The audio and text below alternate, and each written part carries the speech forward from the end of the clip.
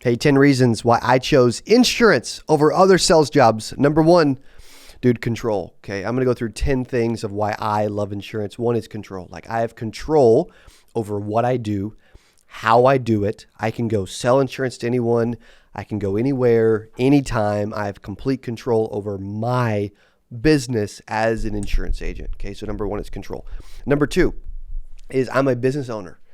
Like, you know what I mean? It's one of the easiest business. If you're an entrepreneur, it's one of the easiest business where you can spend a couple $100 and you own a business in a box and you can do whatever you want with it. It can grow as big as you want and you can explode it, right? Well, there's other stuff where maybe it's not as easy to get into, right? You could name a lot of stuff that it takes more money or more time. Now, personally, I think insurance is too easy to get into. A lot of people get into it and then they don't stick around or they just quit or they leave. I think the barrier to entry is too low, but the barrier to entry also allows a lot of people to come into the space, right? Like it's growing like crazy.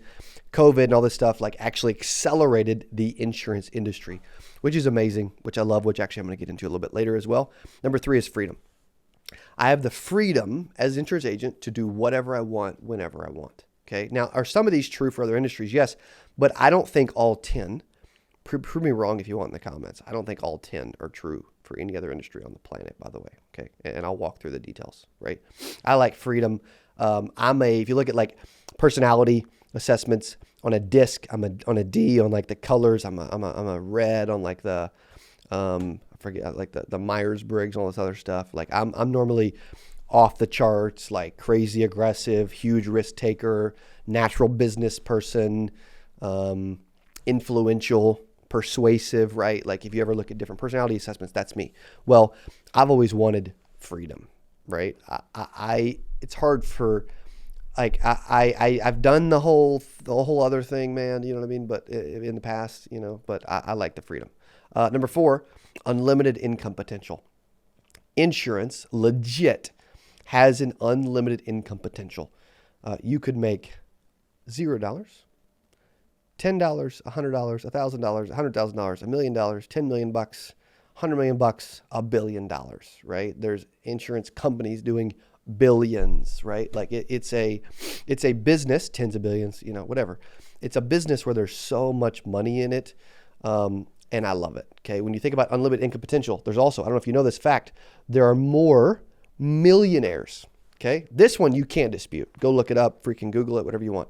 More millionaires in insurance and financial services, this industry, than any other industry on the planet. Financial services has produced more millionaires than any other period. Okay. Number five is residual income. Real estate. How much residual income is there in real estate? Hang on, I'll wait. Let me think about it. Let's do some math. Where's your calculator? Okay, like this dude, there's not any. Okay, like, you know what I mean? From a real estate broker standpoint, sure, can there be some, like I'm buying some duplexes. Here's what also I love insurance. Talk about, you're like, yeah, could real estate provide, residual income? Yeah, but not from the sale of the real estate, right? So as an example, I'm taking insurance, businesses, multiple 7-figure companies, producing cash from the companies, taking the cash, buying hard assets of real estate that produce passive income. Okay. I own an asset. My net worth and wealth goes up. There's passive income that happens with cash flow, and there's tax depreciation involved. But I used insurance as the vehicle to make the money to invest in the other. Okay. And that's what I believe you should be doing as well. The residual income's phenomenal, whether it's Medicare, whether it's health insurance, whether it's life a little bit, whether it's P&C, like there's some residual income that is really good. Like your income can actually stack every year. It's kind of funny because if I sell 50 homes this year, 50 homes next year, 50 homes a year after that, like my income stays the same. But dude, insurance, like it stacks, man. It's like you're stacking paper, and it just keeps growing, which is awesome. Number six, you can make money while you sleep. I've sold policies. Now they've probably been 8-9 years ago. I'm still getting paid. Like I'm making money while I sleep, which is awesome. That's what, I mean, if you're wanting to be, if you're an entrepreneur, like that's where you want to get to. Like you don't want to be in the business of like you know what, unless you got just a bunch of people everywhere doing work for you, like you don't want to be in a janitorial business. You know what I mean? I started slam dunk cleaning when I was a freshman in college just to make some extra income. My buddy Ty and I, we were cleaning office buildings, and say office buildings. It was like a few offices. Let's keep it real. Okay. We were not making a bunch of money, but it was a cool concept. There's some money in it, but unless we cleaned an office, we didn't get paid. When we slept, we weren't cleaning an office, so we couldn't get paid. Okay, so make money while you sleep. Number 7, you can also bring other people in and recruit people into the opportunity, which is pretty cool. You know, like real estate, yeah, you can do that now with EXP, but that hasn't always been like a play, other than like a local office. But now you can, you know what I mean? But insurance, it's the best for bringing people in and making money off of people, you know, and some people would be like, dude, that's like a pyramid scheme or an MLM or whatever. Like, you shouldn't make money off other people. Dude, if you invite someone to a business opportunity, they succeed and they win, you succeed and you win, and you both get paid and you get paid off of some of what they get paid. As long as everybody's winning, who cares, man, right? Like, they're not homeless. They're making great money. It's not a crime. It's legal. It's like, dude, phenomenal, okay? Most people would kind of poo-poo on that little concept, by the way. But, dude, as long as I'm bringing somebody in and it's making their life better, what's the freaking problem with that, right? Like, it's interesting. There's a lot of different types of insurance opportunities, and they're not all created equal. A lot of places in the insurance industry, I wouldn't work.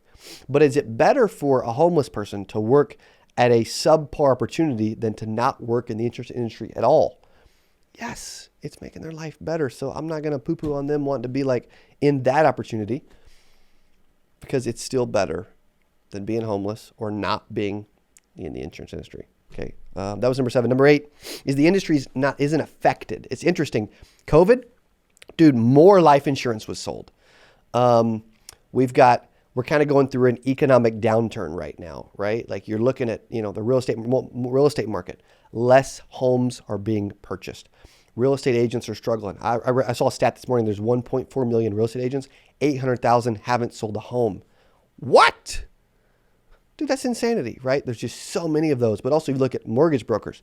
They're doing less mortgages now. Why? Because, dude, I don't want to pay 7-8% interest on a purchase of a home, because my payment that I was paying 3.5 versus 7, like, I end up paying in some scenarios twice as much for the exact same home and the similar purchase price. It's just dumb. Okay, but the insurance industry is bulletproof.